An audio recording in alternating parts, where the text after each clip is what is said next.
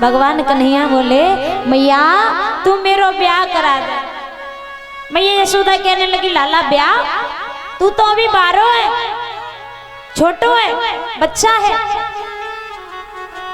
जब तू बड़ा है जागो तो हम तेरा ब्याह जरूर करवा देंगे। भगवान कन्हैया बोले नाना मैया तुम दूल्हा बना लो, मैं तो अभी ब्याह करूंगा। भगवान कन्हैया मैया यशोदा से बोले, सभी लोग मीठी मीठी तालियों के साथ बोलेंगे कि मैया दूल्हा मोई बनाए दे और मरुअट माथे से लगवाए दे, मेरे प्यार की लाऊंगा दुल्हनिया जमुना पार की।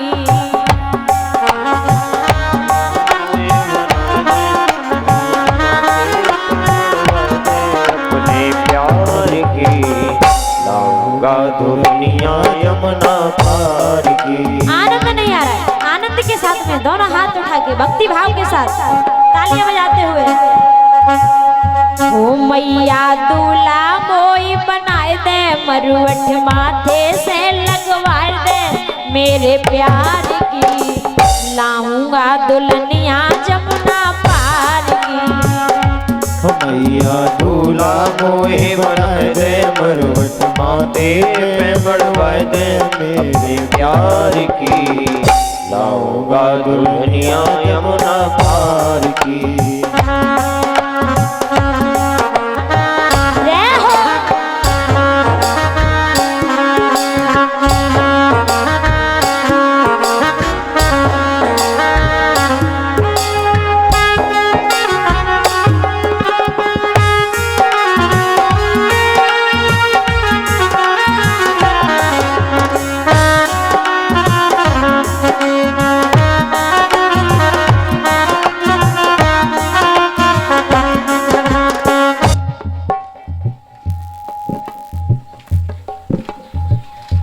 मैया बाबा से लगवाए दे, मैया दाऊ से लगवाए दे, मेरे प्यार की लाऊंगा दुल्हनिया जमुना पार की।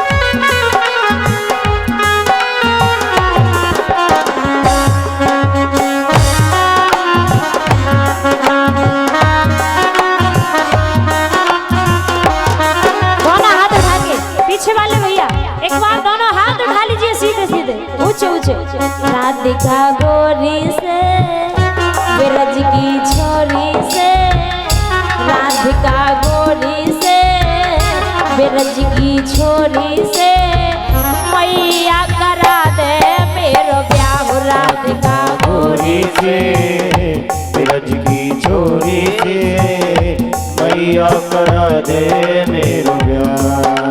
जो ना ब्याह कराए मेरी मैया गैया नाय चराऊं, तेरी देहरी देना। जो नहीं ब्याह कराए मेरी मैया गैया नाय चराऊं, तेरी देहरी देना। वो जो ना ब्याह कराए मेरी मैया गैया नाय चराऊं, तेरी देहरी देना। जो नहीं ब्याह कराए मेरी मैया गैया नाय चराऊं, तेरी देहरी पे ना।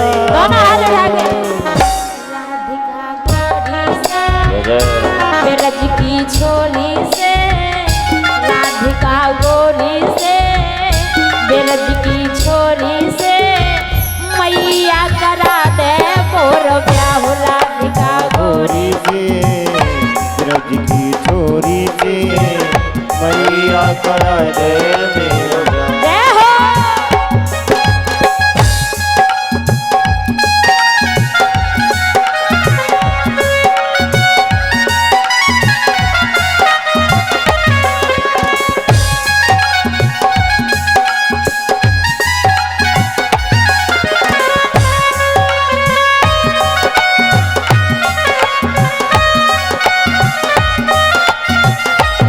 मैया यशोदा कहने लगी और बोली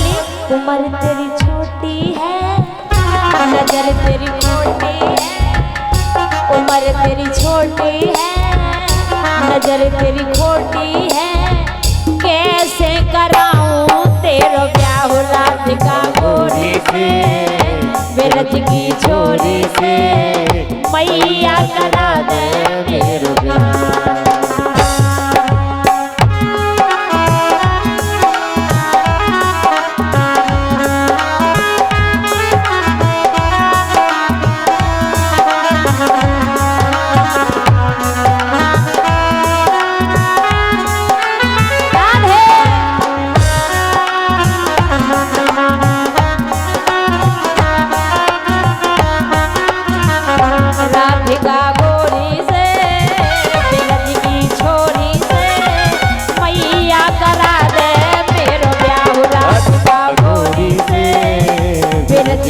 छोरी से मैया करा दे मेरो ब्याह, राधिका गोरी से बिरज की छोरी से मैया करा दे मेरो ब्याह, मैया करा दे मोर ब्याह राधिका गोरी से, बिरज की छोरी से, मैया करा दे मोर ब्याह। भगवान कन्हैया कहने लगी मैया मैं अपनी बहू जमुना पार ते लेके आऊं बरसाने ते, राधा के संग ब्याह करा दे। मैया यशोदा कहने लगी लाला अभी तेरी उम्र छोटी है और नजर तेरी अभी तो खोटी है, अबे हम तेरो ब्याह ना करावे, जब बड़ो है जागो तो हम तेरो ब्याह राधा के संग जरूर करवावेंगे। इधर भगवान कन्हैया एक बार ग्वाल वालों से बोले कि शीला भाभी रोजाना माखन जमा के रख लेती है और हम जा नहीं पाते, तो ग्वाल वाल लग गए भगवान कन्हैया की सेवा में। एक ग्वाल बोला लाला ग्वालनी जमुना पे जल भरवे जा रही है,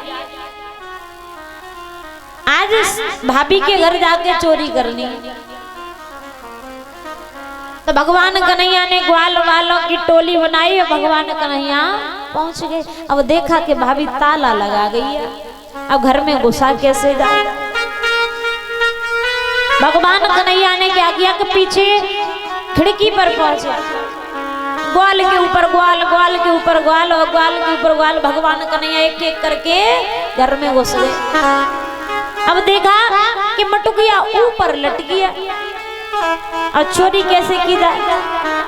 मनसुका कहने लगा है कि चोरी कैसे करी हो श्याम, क्या चोरी कैसे करोगे श्याम, मटुकिया ऊपर धर गई है, चोरी कैसे करे हो श्याम, मटकिया ऊपर धर गई है, अरे ऊपर धर गई है कि वो चालाकी कर गई है, ऊपर धर गई है कि वो चालाकी कर गई है, क्या चोरी कैसे करोगे श्याम, मटुकिया ऊपर धर गई है, चोरी कैसे करे हो श्याम, मटकिया ऊपर धर गई है।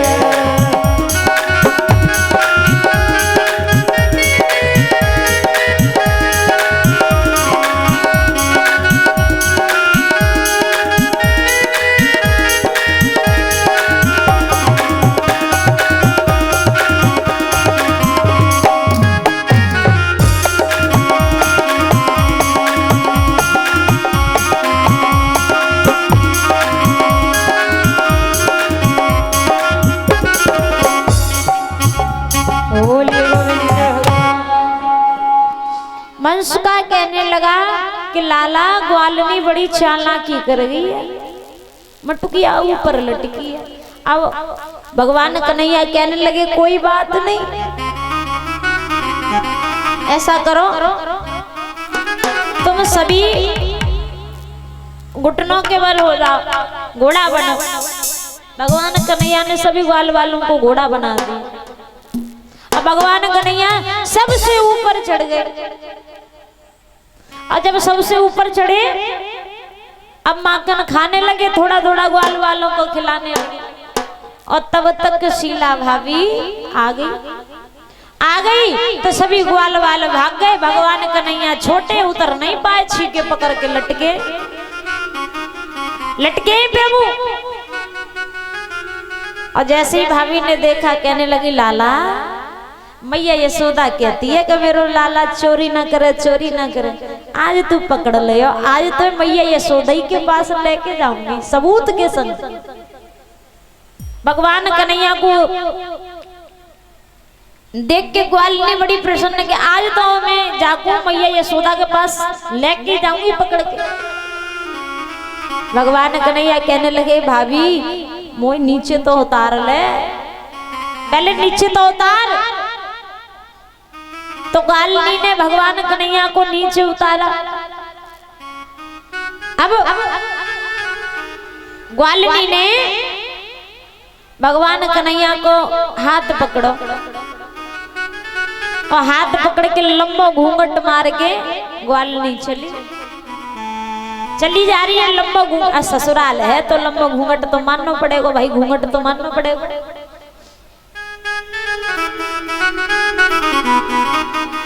चली जा रही है। इधर ग्वालिनी के घर से मिल गया। भगवान कन्हैया से पूछने लगा, एक बात बताइए हमारी तुम्हें कहाँ लेके जा रही है? कन्हैया कहने लगे, तुम्हें ना पता भाभी हमें मेला दिखावे ले जा रही है, मेला देखने जा रहा हूँ, तू जागो। कि लाला आज तक जाने हमें मेला तो छोड़ो, एक जलेबी को टूकना खवायो। तो भगवान कन्हैया बोले, तू जागो भैया। कि हाँ। तो भगवान कन्हैया बोले, ग्वालिनी मेरी जा कलाई में दर्द है, रो तू जा कलाई है पकड़ ले। अब भाभी को थोड़ी दया आ गई कि नन्ना सा बालक है, दर्द होने लगा होगा।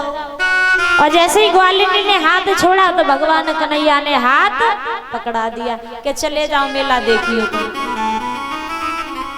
अब भगवान कन्हैया ग्वालिनी से पहले मैया यशोदा के पास पहुंच गए। मैया मैं बड़ी जोर से भूख लगी है, माखन रोटी ले आ। अब भगवान कन्हैया माखन रोटी खाने लगे, मुस्कुरा और रहे कि आवाज आ रही है। अब ग्वालिनी ने आवाज लगाई आके दरवाजे पे, ओरी मैया यशोदा तू कह बे मेरो लाला चोरी ना करे, चोरी ना करे, देख आज मैं तेरे लाला को रंगे हाथों पकड़ के लाई हूं। अब मैया यशोदा बाहर निकल के आई। अब हंस रही मैया यशोदा। ग्वालिनी से कही, ग्वालिनी मेरो लाला पकड़ के लाई है तू? कि हाँ आज मैं तेरे लाले पकड़ के लाई हूं। मैया यशोदा ने कही, पहले अपना घूंघट खोलियो, देखियो ये मेरो लाला है। और जैसे ही ग्वालिनी ने घूंघट खोला कहने लगे, बारे छलिया छल करके तू निकल आयो। और अपने घर वाले से कह रही, तो बाद में बताऊंगा, तू घरे चल, घरे देखूंगी। तो ग्वालिनी फिर कहने लगी, मैया यशोदा आज तो तेरो लाला निकल आयो, एक ना एक दिन तो चोर पकड़ो जाते, कहू ना कहू दिन तो पकड़ो जाओ। तो इस प्रकार भगवान कन्हैया ने वो वृंदावन में वाली लीलाओं को किया। तो हरि हरि गंगा जी के किनारे व्यास नंदन सुखदेव जी वर्णन करने लगे, हे राजन परीक्षित, इसी प्रकार जब राजा कंस ने प्रलंबासुर नाम के दैत्य को भेजा तो भगवान कन्हैया ने उसको भी मारा। धीरे धीरे समय व्यतीत हुआ।